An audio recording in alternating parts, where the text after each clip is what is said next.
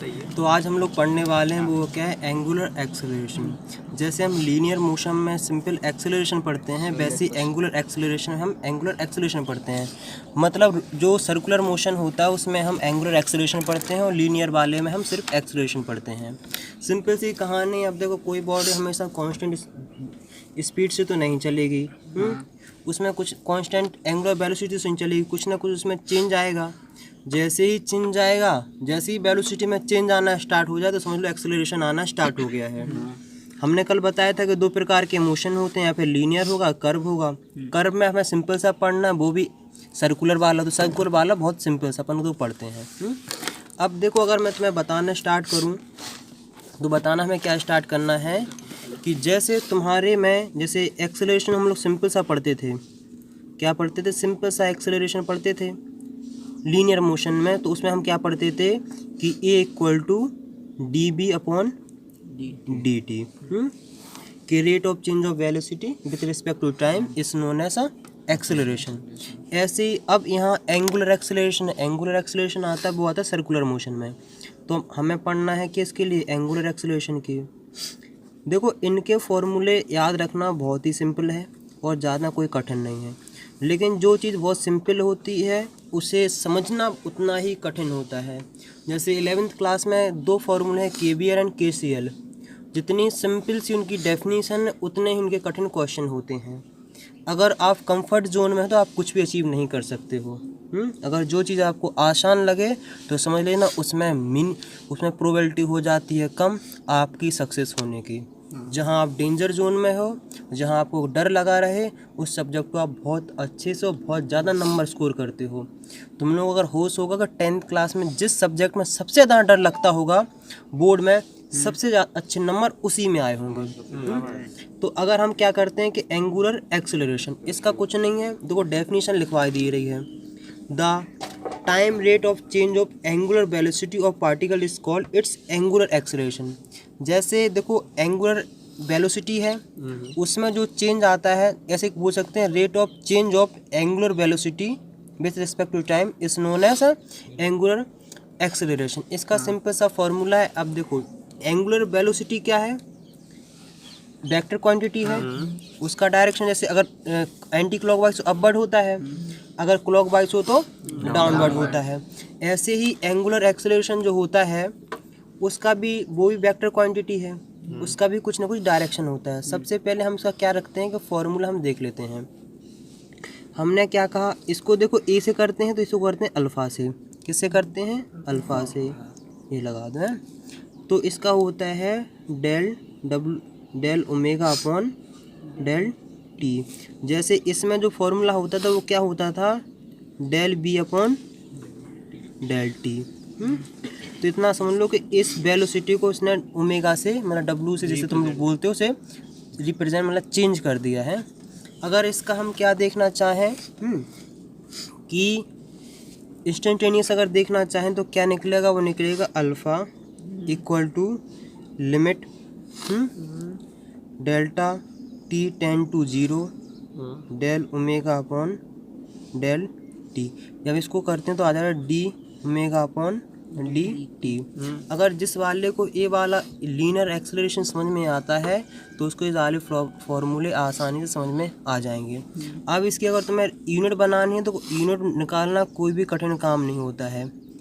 Omega का क्या होता है? रेडियन पर सेकेंड, रेडियन पर सेकेंड। और यहाँ टाइम इनवर्स है तो फिर पर सेकेंड लगा दो, तो क्या हो जाता है? रेडियन पर सेकेंड का स्क्वायर। यूनिट बनाना कोई भी कठिन काम नहीं होता है। ये तो क्या होगा, सिंपल सी डेफिनेशन वाली। इसमें अभी इतना फील नहीं आया होगा कि अरे रियल कहानी होती कैसी है। तो रियल कहानी ऐसे सुनते हैं कि अपन ने लिया एक गोल सा सर्कल बनाया है, क्योंकि सर्कुलर मोशन में सर्कल ही होगा। जैसे हमने यहाँ ये सेंटर ये मान लिया हमने क्या? रेफरेंस। तो इसमें जो मेन काम सबसे पहले आता है वो आता है क्या? Angular displacement. एंगुलर डिस्प्लेसमेंट के बाद क्या आता है? Angular velocity. एंगुलर वेलोसिटी के बाद आता है एंगुलर एक्सेलरेशन। इन तीनों चीज़ों को हम मतलब, अब देखो सुनो, जैसे मान लीजिए रेफरेंस है, कोई ऑब्जेक्ट इतना उसने थीटा चेंज किया, थीटा उसने क्या किया, मान लो टी 1 सेकंड में वो ए से बी पहुंचा और थीटा की वैल्यू उसने चेंज करी 10। समझिए कि नहीं।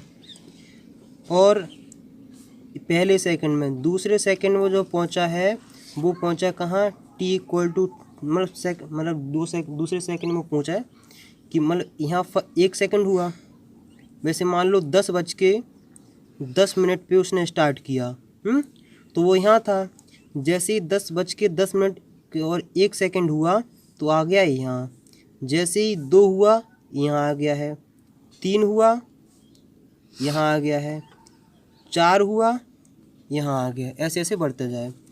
तो इतने में उसने कितना कवर किया, इतने में उसने सिंपल सा किया थीटा इक्वल टू 10 सेकेंड।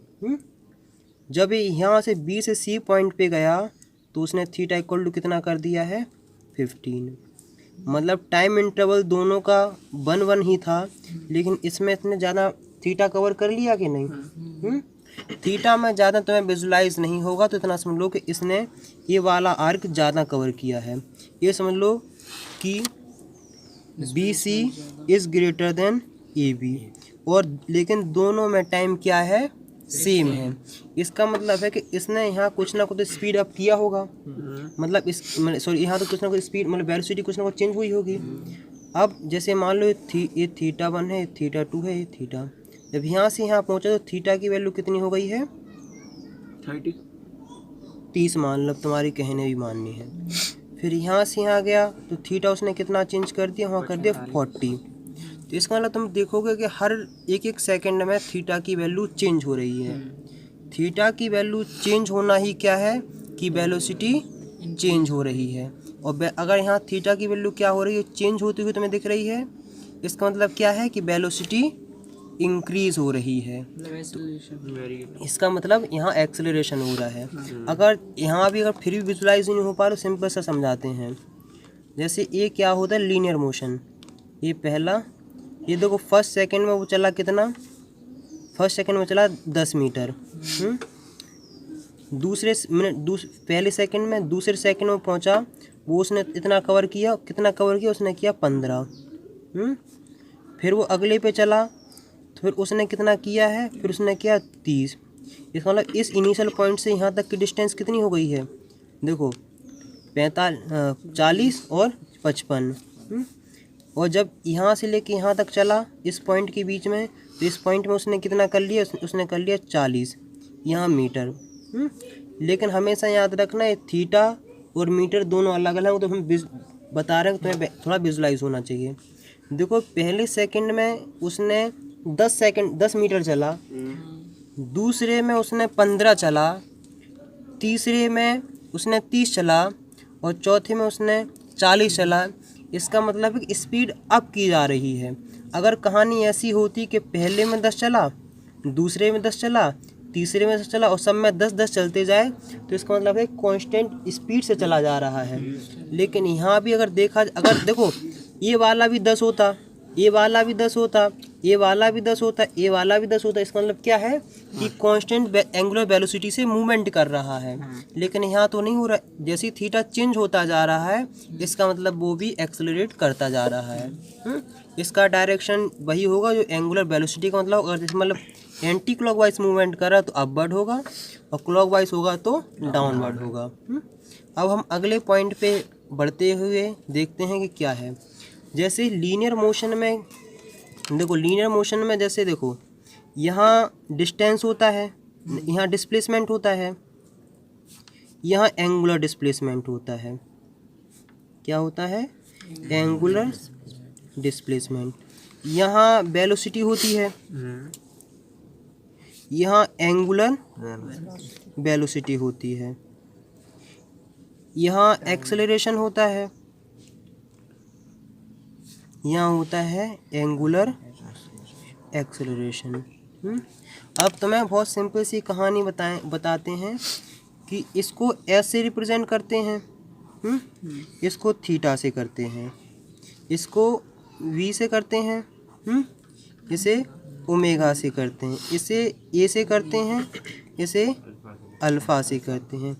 पहली अगर हम तुम्हें बताना चाहें कि कौन सी 3 इक्वेशन ऑफ मोशन जो होती हैं, तो बी इक्वल टू पहली होती a t plus u, s equal to u t plus half a t square, और थर्ड होती v square equal to 2as plus u square.